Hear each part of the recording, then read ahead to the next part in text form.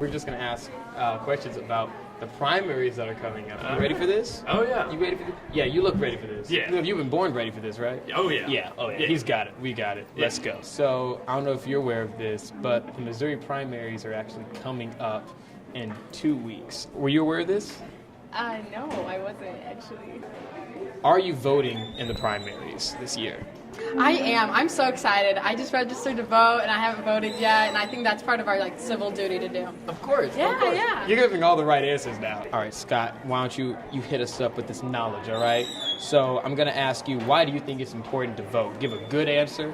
You've got like 20 seconds. Let's go. Well, the main reason I hear to not vote is that you can't really change anything just by one vote. But that's the thing. Two-thirds of people that are eligible to vote don't vote. So if all those people just voted, they could change like pretty much everything, basically. So yeah, basically you're one step closer to actually changing things by voting. It's like the least amount of work you can do to actually change things at the top. Scott, you just dropped some knowledge on the people. We are all blessed. Thank you very much for your answer, okay? Okay. You can't really complain if you don't vote. So, I don't know, everyone wants to say in as the president, so it's a good way to have a say. That's a good message. You don't have a say if you don't vote. So to all the kids out there, Exactly. tell them to vote. Vote, kids. What do you think is the most important political issue at the moment? Economics are a big thing, mainly because as a college student who's going broke trying to pay for my own education, I feel like that's a huge issue. The economy is always important. Immigration's been important.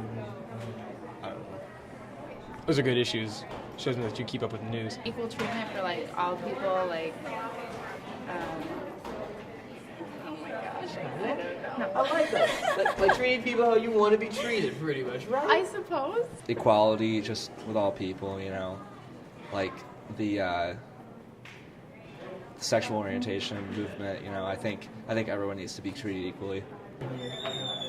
I totally agree. I think economics are important because I've got a Netflix account that I'm paying for, and I mean, you know. Yeah, who's gonna- luckily my parents kind of budged on that, so like we split it up between me, my parents, and my brother. So Netflix, we can actually afford that. That's smart right there. That's brilliant, actually, and I respect you for that. Who would you choose to be on your presidential ticket? They can be celebrities, they can be other candidates, they can be like people here, like Truman students. Who would you choose?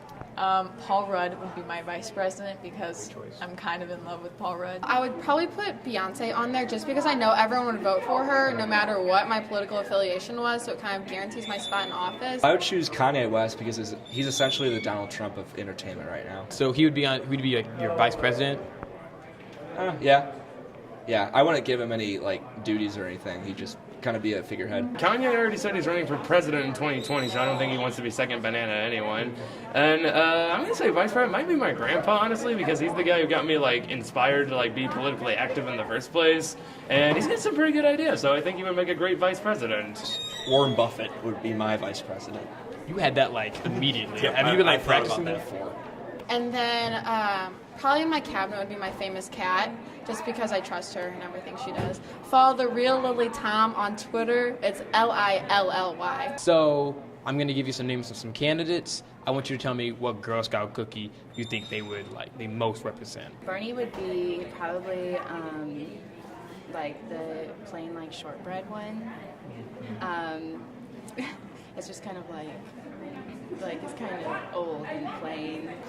I would say Bernie Sanders would be a shortbread cookie because he's just like a plain cut guy just trying to do what he's trying to do. I really do like shortbread cookies, so I'm just gonna say Bernie Sanders is that. I don't really buy Girl Scout cookies.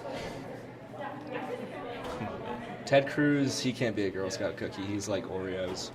And when I think Hillary Clinton, I think Samoa for some reason. I have no idea long. Donald Trump would definitely be a Samoa because it's just like a lot of fluff and a lot going on right there. Trump would be a Samoa because,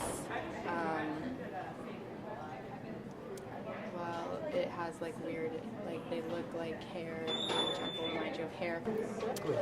Hillary Clinton would be a Thin Mint because it's best cold. I know there are like Thin Mints. Perfect. So who would be Thin Mint? I'm trying to think of who the thinnest candidate is. Okay, Hillary Clinton. What would she be? Samoa's. Samoa's. Yeah. Yeah. Because Because we're getting Samo Clinton. Yo! Drop the mic. It's too expensive. I'm not gonna do that. It's a recession.